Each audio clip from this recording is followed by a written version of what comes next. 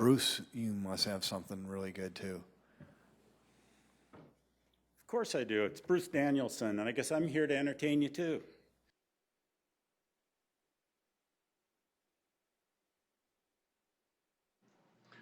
Good afternoon. I'd like to call this meeting of the informational meeting for the City Council, Monday, October 19th, call this meeting to order. If we have counselors on the phone, I would request you identify yourself now. Rick Kiley. Marshall Selberg. Thank you. This time, item number 2 is the City Council open discussion. Counselors, anything to discuss? I see none. We'll move right into presentations. The first one is the ever exciting monthly financials from September. Sean Pritchard.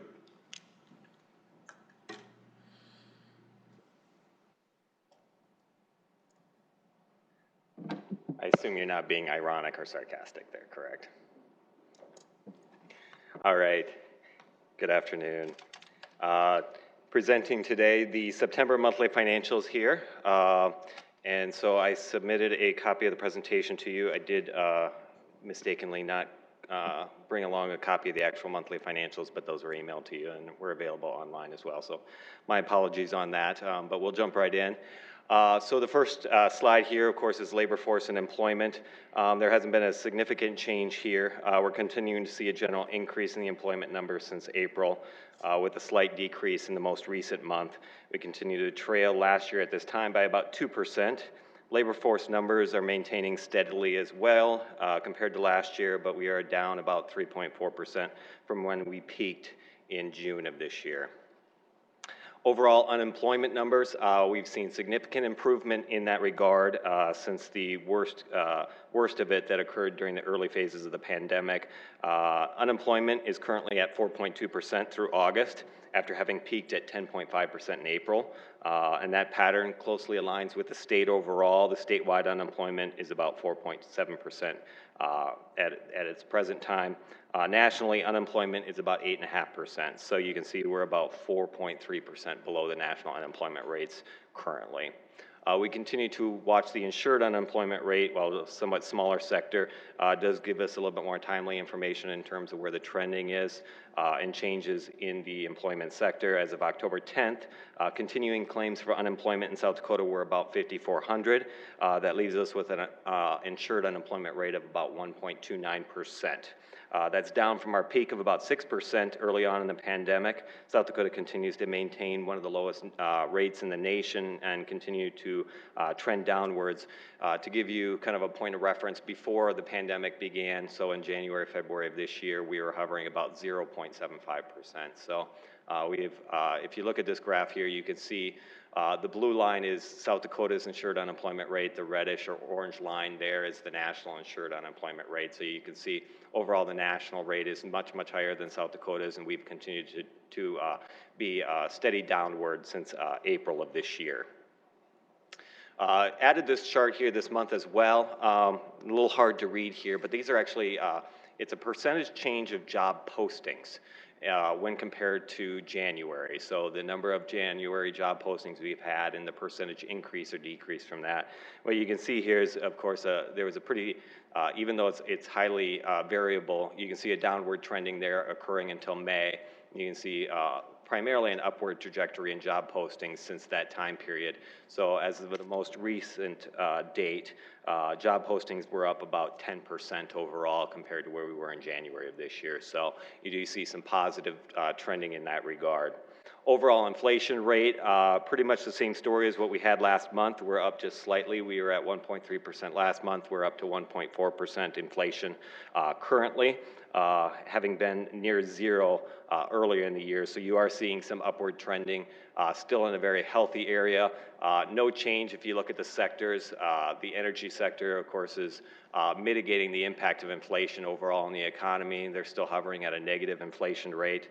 You can see food services or food consumption or goods and services, those are hovering at a higher rate above inflation, so that's escalating it. So overall, you're seeing the impact overall is very minimal, but of course those food costs are going up more than what you'd see in other sectors of the economy. As far as building permits, we're seeing very similar trending to what we've seen in the prior periods for this year. Currently, through September, we've had 477.3 million in building permits issued. Year to date, that's tracking about $64 million behind where we were at this time last year, and about $156 million behind where we were the year before. Again, new commercial values tend to be the major factor there. As to the decrease, they're down about 21% from September 2019 and about 33% down from where we saw in the prior year. And of course, these are factored primarily dealing with the office, institutional, educational sectors, as well as the other categories. So your strip malls, hotels, and restaurants, you're not seeing the building permits that we'd seen in the previous years in regard to those types. Not surprising given the current economic climate that we have. However, new residential values continue to be up. They are up 11% from where we were last year and 5% from the year before. If you take a look at our overall housing numbers, certainly you're seeing a robust growth in the multifamily sector area. Through September 2020, we've issued 694 multifamily units. That's up 277 from where we were last year. And then we've issued about 557 single-family housing units. That's up about 70 from where we were last year, so you're probably looking at about 15% growth there. And then even townhomes and duplexes are up about 20, so that's a fairly small segment, but all three sectors are seeing improvements from where we were last year. Not quite on par with where we were 2 years ago, except for single-family homes, which are really very comparable to where we were in 2018. So overall, you're seeing strength in the housing sector continuing. Sales tax collections, so we were down about 3.4% in September of 2020 compared to September of 2019. That's not surprising given the robust growth that we had in September of last year, which was 8%. We were down 1.9% the previous month, so you are seeing 2 months of negative growth. Again, we're going to see that 12-month rolling rate is down to about 1.3%. We'll continue to probably see that trending downward as we get through the remainder of the year. Likely to probably see moderate to minimal negative growth in the sales tax collections as we go through October, November, and December. Entertainment taxes as well, they were down about 6.5% overall. Certainly they are much better than what we saw earlier in the year in May when we were a negative 47.3%. So we have seen significant improvements in this area, but our 12-month rolling rate continues to deteriorate slightly. It's now at a negative 8.1%. And again, we would expect to see negative growth in the remainder of this year. Restaurants, which make up about 50% of this tax base, they were down about 4% decline in the current month, but that's materially improved from where we were back in May when they were down 43%. Lodging, of course, is the second biggest segment or part of this base, and that makes up about 12% of the entertainment tax base, and that was down about 29% in September after having been down as low as 84% back in May of this year. I would expect lodging to probably hover in that negative 29% throughout the remainder of this year as well. So that will put downward pressure on the collections for the entertainment tax as we go in to the remaining 3 months. The top 10 sectors for which we collect sales taxes from. So these top 10 sectors, they represent about 60% of our tax base overall. And you can see how they've kind of fluctuated here over the last 3 months. What you will see primarily is much consistent with what we've seen in the prior months. There's a couple of highlights to point out. Sectors like large department and general merchandise stores, groceries, sporting goods, gas stations, and liquor stores, they continue to fare well as they have during most of the previous last couple of months as well as during the pandemic. As businesses began to reopen, customers began to feel more comfortable going out. We did see certain improvements in some of those sectors. Eating establishments were down 4%, but again, as I noted before, significant improvement from what we had seen in the prior months of this year. Remote retailer sales, they do remain strong. They're up about 38% in September of this year versus last year. That's down a little bit from the growth that we'd seen in the prior months as you see some rebalancing occurring and people doing a little bit more local shopping as opposed to handling things online. Lumber and hardware stores, they also continue to remain up. A couple of areas of concerns, wholesale trade goods, that declined 21%, or about $13 million in the current month. Major factor there that we'll continue to watch, or excuse me, it's down $3 million, or about, let's see, wholesale goods. I'm losing my track here. It's down about 10.3 million, or down about 21%. We'll continue to monitor that pretty closely here.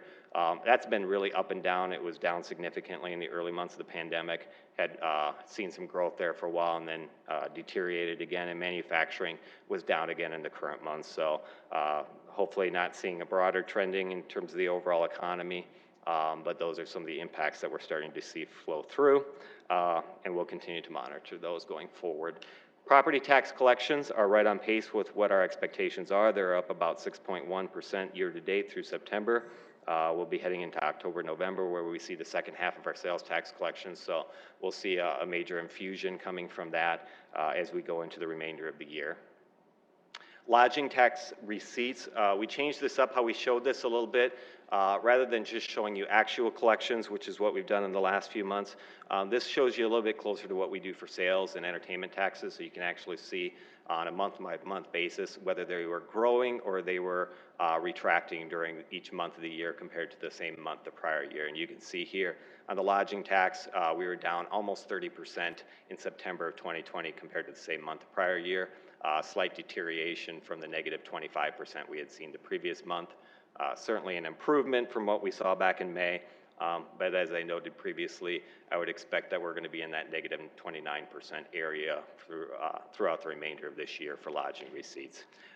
The collection of bid taxes or bid receipts, those are following much the same trends as you see for the lodging taxes. We are down about 25% from our bid tax collections. Again, these are all transferred over to the Sioux Falls Chamber and Visitors Bureau, or Experience Sioux Falls, so they don't have a negative net impact on our city budget, but obviously they do for our partnering organizations, and they also provide a good indicator of where our hospitality sector is, how they're faring in the current economy.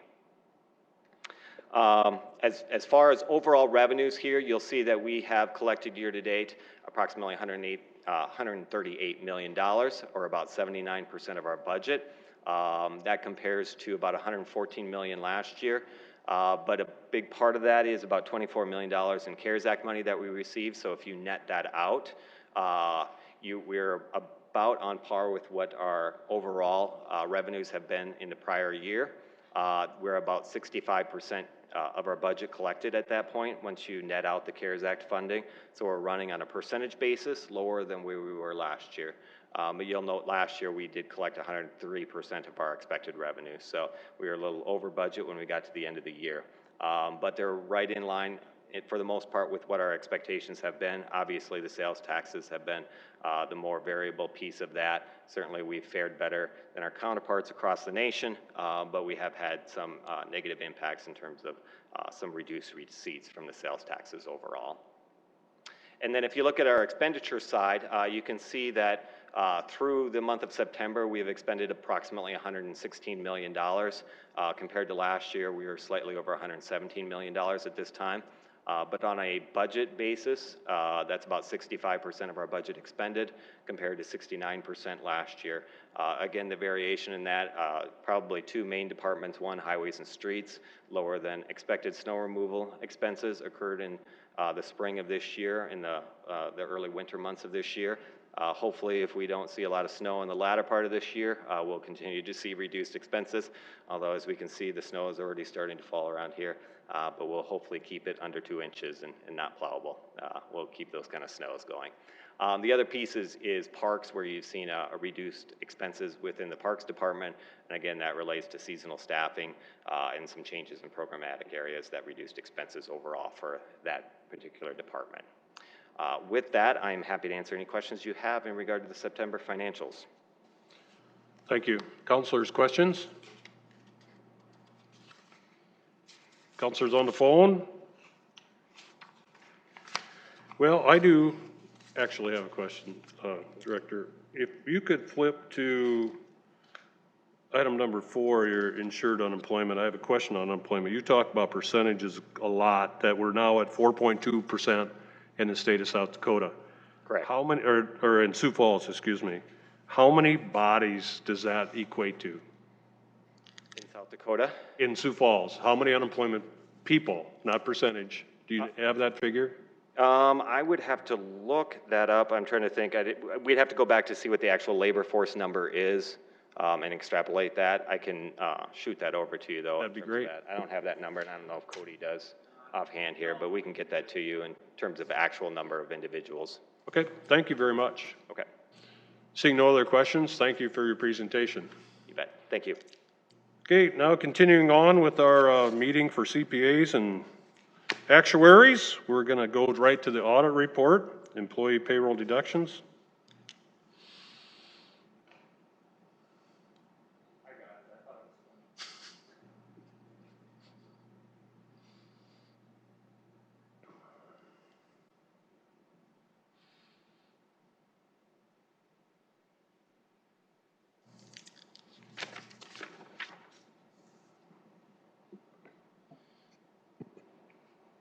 Good afternoon, everyone. Shauna Nelson here. I'm reporting on the employee payroll deduction audit. I'd like to thank the Human Resources Department, the Finance Department, as well as the Information Technology Department for all their assistance that they provided in this audit. A little bit of background, outside of the health and dental benefits, city employees have the option to participate in several voluntary deductions. A few examples of those are the deferred compensation, union dues, third-party insurance, charitable contributions, vision insurance, and flexible spending accounts. To see a full comprehensive list, if you reference the audit report on page 2, there's a table that shows all the participation from 2015 to 2019. This chart here shows the number of city employees from 2015 to 2019. If you look at 2019, 91% of employees participated in at least one of the voluntary deductions that's offered within the city. That would equivalent to 1,100 employees. This chart right here shows the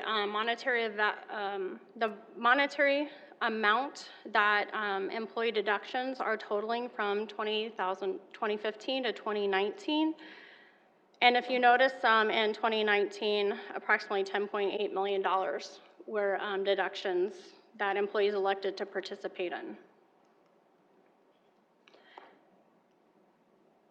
The 3 objectives of this audit were the following: to determine if payroll deductions are properly authorized and calculations are accurate, to determine if internal controls are in place to ensure payroll deductions are submitted timely and accurately to the appropriate third party, and to determine if accurate and timely reconciliations are prepared between the payroll account and the general ledger. And what we found was that the master vendor file did not contain all the required documentation for 7 of the payroll vendors. And to dive a little bit deeper in here, when we migrated from the old system to the new system, these vendors were existing vendors and they just didn't have all the updated information that were tied to it. And the recommendation was that we recommend that management ensure all ACH forms are completed, signed, and kept on file for all the vendors. This will reduce the opportunity for fraud and will ensure the correct vendors receiving their payment. And just as a follow-up, at this time, Finance has identified the vendors and received all the correct and updated documentation.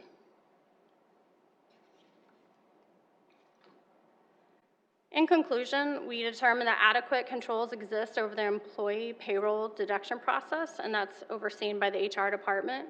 Appropriate authorization and documentation is being obtained and filed adequately. We didn't identify any fraudulent or erroneous deductions to include any unauthorized transactions. And then also the recommendations that we provided will give additional assurance to mitigate the risk of any potential fraud for the future. We also identified future opportunities for an audit, and we determined during our audit process that the health and dental deduction process would be best suited for its own detailed audit and should be considered for future audit plans. And with that, I just wanted to point out that on the SiouxFalls.org website, we've updated the internal audit webpage, and this includes the 2020 audit plan, any issued audit reports, and you should be able to find this current one on there as well, including the summary page. Any ideas that the public would like to submit for future audits? An audit committee page that'll list who's on the audit committee, when our meetings are, our archived audit reports, as well as there is a tab up there for meetings, and this identifies, I think, going back through the very first audit committee meeting that we've had in the city. So with that, I'll take any questions. Thank you. Councilors, questions about this report? Councilors on the phone? I'll make one quick comment that I was very happy to see on her finals that there was no fraudulent, erroneous, and deductions that were going to places they weren't supposed to. That's a fine job by our HR department and our finance department, so thank you very much for that. We'll go on to our last one. Continue on, please.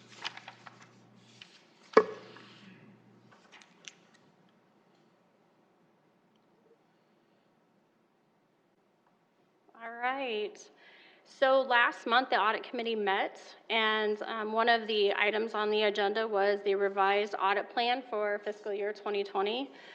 And we've identified that based on the recent coronavirus disruptions, as well as our available audit resource, our staff, that we've come up with a revised audit plan, and it was presented and voted at the September audit committee meeting. This revised plan outlines the audits that we've reported in 2020, the audits that are currently in progress, the audits that are going to be carried over and begin in 2020 and reported in 2021, as well as the deferred audits to be considered for future audit plans. This is an item that you'll see on an upcoming council meeting for a resolution coming to each one of you. Thank you. Questions? Councilor Brecky. Yeah, just one question about the external audit, the parking enterprise system. Is that going to be given a timeline now as part of that, as part of this fiscal year? Is that going to be done this year? Sure, We're going I to will go out for, I'm assuming we'll go out for bids or something on it to get an outside entity to do this. That's what it said, Absolutely. I could either let Councilor Kiley, on the audit committee chair, come up, or the budget analyst, Mr. Bixler, come up Sure. and speak to this. Yes, I think that's a great idea. Counselor Kiley here. If Dave Bixler is available, he can address where we're at the current time. Sure, he is, Councilor Kiley, and he's up at the podium. Okay, thank you. David Bixler, budget analyst for the City Council. We did send out a request for proposal. We sent it out on September 30th, and the due date was last Friday, and we have received a proposal, and the audit subcommittee is reviewing that proposal. Okay, so And we should be... how many submissions were there for it? There was only one submission, only one response. How many did we send it out to? We sent it out to 2 based on the subcommittee members' recommendations, and then 1 was unable to participate due to the coronavirus affecting their staffing. Mr. Chair, I'd like to add that we had taken suggestions from the subcommittee. Rose Grant had submitted 4 or 5, and Dean Bucknenberg had submitted 2 and recommended that we go with those 2, which were included in Rose's submissions as well. And Dean recommended we go with the 2 that we did send out, and obviously we did take his advice. And who was on the subcommittee, Councilor Kiley? That would I don't have my notes with me right now, but in addition to Dean and Rose, it would have been Counselor Sale, I believe, and Counselor Jensen. Is my recollection correct, Mr. Bixler? It is correct. And that, being that there's only one submission, that contract should be coming to us through the consent agenda with the first meeting in November.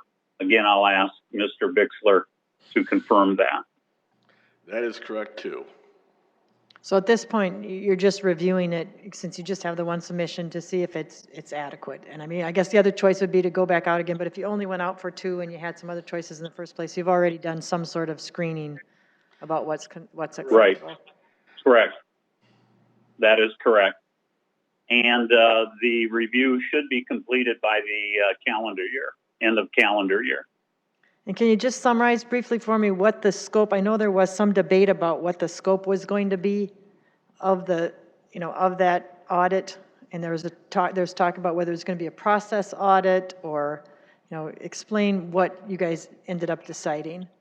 It is going to be a financial risk assessment that is going to be based on the assumptions that the public parking model has used in the past and also going forward for the next 5 years. And it's going to be looking at utilization rates and also whatever rates have been established by the council are to be used. No variations from that. Okay, thanks. Thank you. Other councilors, questions?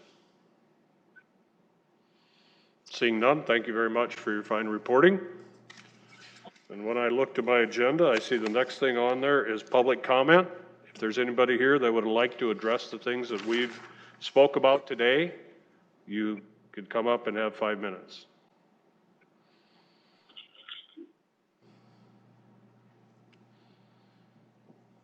Joe Kipley, a resident of Sioux Falls. I've got just a quick thank you for the group, if that's germane. It's not on topic if anything was previous in the agenda, but just wanted to let this group know that I was in the Leadership South Dakota class this past week. The mayor came and spoke to us, and that was very inspiring. He also came and spoke to our Leadership Sioux Falls class that I was in a year ago, and just wanted to thank him in person. I think I'll have to catch another meeting to thank him, but also wanted to take the opportunity to thank you for your public service. All of you, I've lived in Sioux Falls now for 4 years. I've got 2 young children.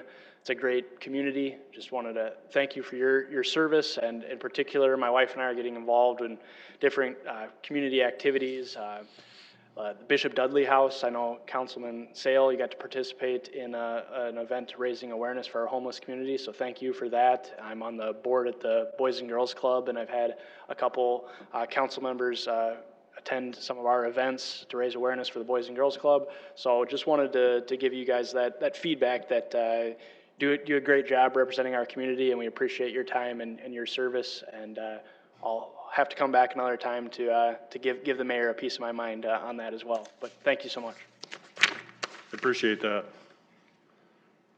No further business? This meeting is adjourned.